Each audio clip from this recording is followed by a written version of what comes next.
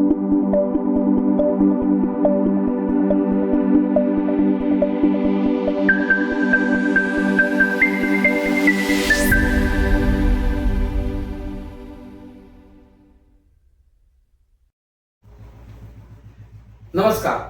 ओम group tuition मध्ये आपल्या सगळ्यांचं पुन्हा एकदा स्वागत करतो आणि मॅथ्स पेपरसाठी महत्वाची असलेली एक थेरम सर्कल मधली सायक्लिक क्वाड्रिलेटर. बघा, सायक्लिक क्वाड्रिलेटर म्हणजे काय पहिल्यांदा समजून घ्या. जो क्वाड्रिलेटर म्हणजे ज्याच्या व्हर्टेक्स 4 आहे, 4 साइड्स आहेत असा अशी फिगर, त्याचे व्हर्टेक्स हे सायक्लिक म्हणजे सर्कल वरती असतात. त्या क्वाड्रिलेटरला काय म्हणायचं आहे? Cyclic quadrilateral. उदाहरणार्थ बघा,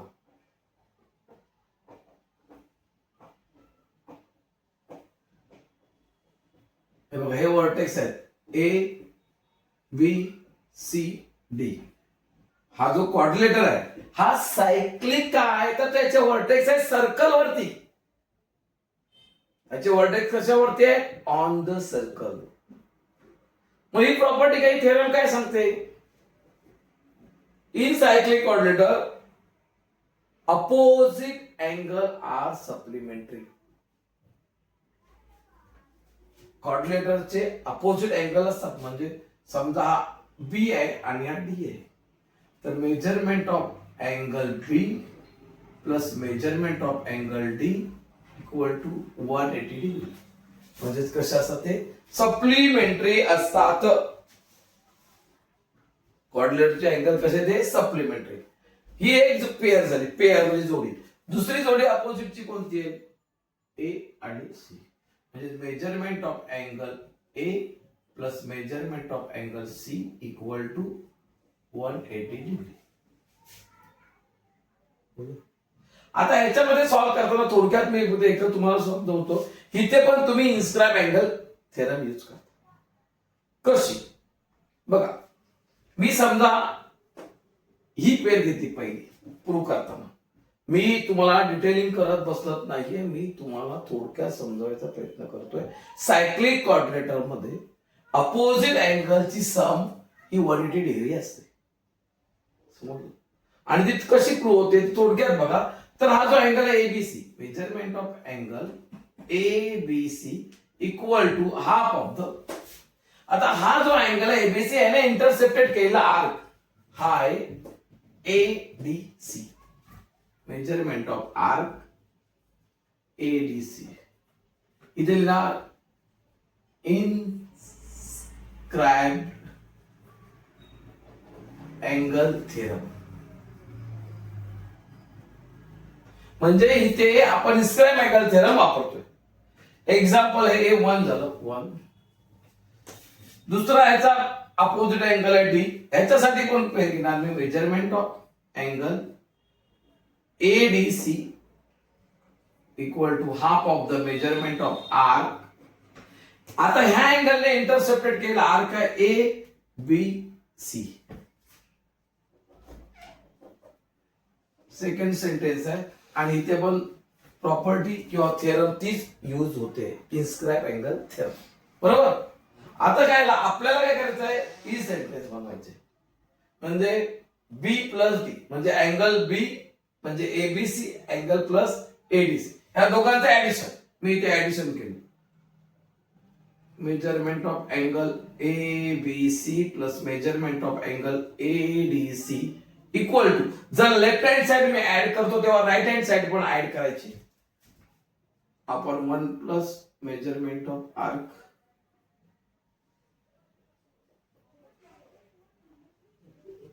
ADC plus ABC equal to हे ते ऍड घेतलं.